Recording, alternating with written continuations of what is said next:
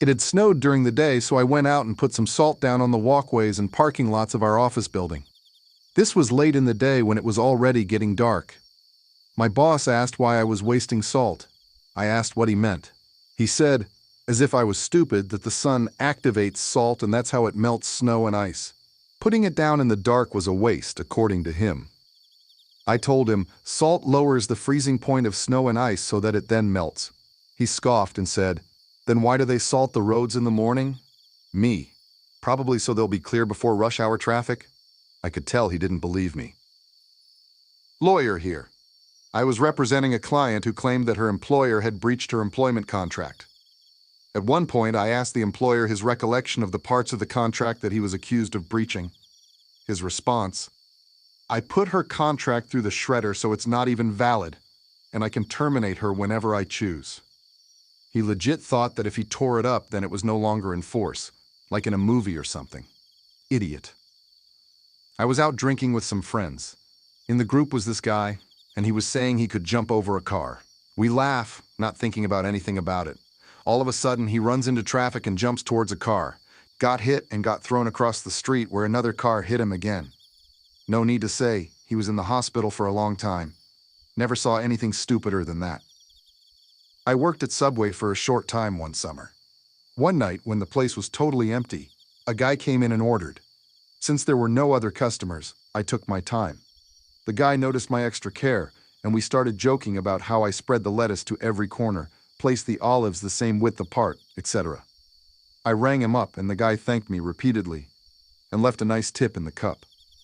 Once he had left, my boss came out from the back room and berated me for taking so long with one customer in an empty shop, with no one else around. Sigh. My friend does not own a single clock. He says one shouldn't have clocks in the house because the ticking can cause cancer. When asked if digital clocks are safe, he says they're more dangerous because they also tick, just really softly. I once worked for a certain famous home goods and linens store. One time, the manager got the bright idea of having a male employee escort every customer out to their car with an umbrella every time it rained. I called our regional manager and didn't even get through the first issue I had with that suggestion before she said she'd take care of it. I was given a $100 gift certificate for a massage 1 year for my birthday. I chose a service that was exactly $100. As I was checking out, girl at the counter, would you like to add a gratuity? Me, yes, 20. Girl, asterisk in snotty tone, asterisk dollars a percent? Me, either one, they're both the same girl. I need you to tell me which one. Me, the bill is $100. 20% is the same as $20, since the total is $100. She looks at me like I'm a total moron, sneers, and then types into her computer. Her face showed utter shock when her computer screen agreed with me. I once represented a woman who was fired after her boss had heard her talking about the latest Harry Potter movie to a coworker. The boss put in her termination letter that Harry Potter was unapproved and immoral, and against his religion. During our initial meeting with him and his attorney, I pointed out the obvious religious discrimination issue. The boss argued that he wasn't discriminating against her religion. She could be whatever religion she wanted. She just couldn't do anything against his religion as long as she worked for him. His attorneys eventually convinced him to settle. I lived with Kavina for about a year, and honestly, I still don't know how she made it to adulthood. I have many great stories about her. Two of my favorites are, she wanted to make pasta. She put a pot on the stove and poured the noodles in, no water in the pot, turned on the stove. After a while, she asked me, how come these aren't getting soft like when my mom makes them? She made brownies from a box. The box instructions say, grease the bottom of an 8x8 pan before pouring in the brownie batter. You bet your ass this bitch picked up the 8x8 pan, flipped it over, greased the bottom of it, and then flipped it back over and poured in the brownie batter. While working as a butcher, I showed a deli clerk how to break down a whole chicken into pieces. I show her 2 breasts, 2 wings, 2 legs, 2 thighs. She looks at me and asks, which part does the turkey come from? My ex-boyfriend was a Kevin of the highest order. He wanted to be a singer. He practiced singing with noise-canceling headphones on and then complained when other people told him he wasn't very good. A generous compliment, in my opinion. He was tone-deaf and awful. He poured 1/4 a bottle of dish soap onto a sponge to wash one pan. He sprayed an entire bottle of air freshener in the bathroom of my one-bedroom apartment after going number 2. We had to open all the windows and sit on the balcony until it was easier to breathe. He admitted he didn't have his driver's license after nearly running us into the guardrail going down a mountain pass. He wanted to be in the army because he wanted to come home as a war hero. I asked him what he thought happened in the military, and he said, not a direct quote, but close, "Don't you just nost guns and stuff?" He started wearing tactical gear in public and cleaned a loaded gun that discharged into a wall. When I broke up with him and he stalked me for 2 weeks. He called me 2 years later asking for a reference for a police academy. I said no. When I was in high school, freshman year 98-99, I had a woodworking class. We had several stations and workbenches to do our work at. One of them was a 20-inch bandsaw.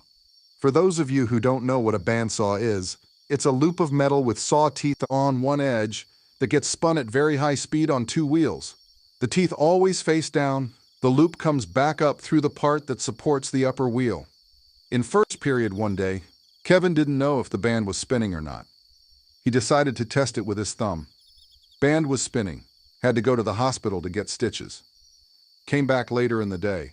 Asked the teacher if he could stay a bit late to make up the time he lost. Teacher agreed. He went back to the bandsaw, tested it with his other thumb, had to go back to the hospital for another set of stitches.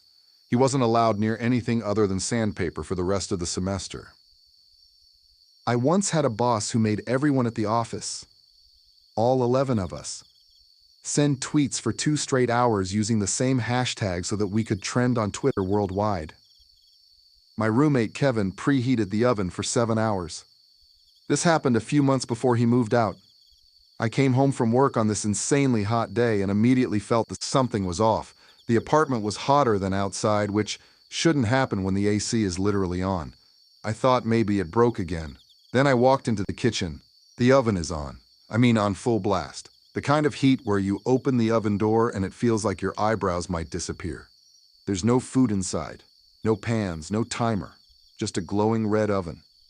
Kevin strolls in from his room, sees me standing there sweating and goes, "Oh, don't turn that off. I'm preheating it." I'm like, "Okay, preheating for what?" He shrugs and says, "I don't know yet. Maybe chicken. But ovens take a while to get to the right vibe, so I just keep it warm all day." All day. He turned it on at 11 a.m. It was almost 6:30. When I explained how dangerous it was, he honestly looked confused and said, "If it was bad, wouldn't the oven, warn us?" I don't know, Kevin. Maybe the warning was the apartment turning into the surface of the sun. Years ago, I had a boss who called me lazy because I used the sum function in Excel versus adding all the numbers manually with a calculator. Kevin, M18, is my brother. He is deathly allergic to all nuts, and have probably saved his life at least 3 times just by telling him to read the ingredient label. Yep, you read that right. Kevin doesn't read the ingredient label regularly. Things this quirk of his has led to. 1. Kevin was working over the summer. Kevin went to 7-Eleven's for his lunch break. Kevin eats a sandwich that, unbeknownst to him, is full of sliced walnuts. Walnuts are the nuts Kevin is most allergic to. Faced with an incoming allergic reaction, Kevin decides to drive home. Kevin passes out as soon as he's home. Kevin would have probably died if there was a bit more traffic. 2. Kevin goes to a restaurant in China. Asian foods are notorious for not particularly pandering to allergies. Kevin knows this. We are Chinese. We eat food that we chose because we knew it wouldn't have nuts in it. Kevin finds it spicy. Kevin grabs a random drink from the cooler. Kevin somehow ends up drinking peanut milk. Our family gets to tour the local ER.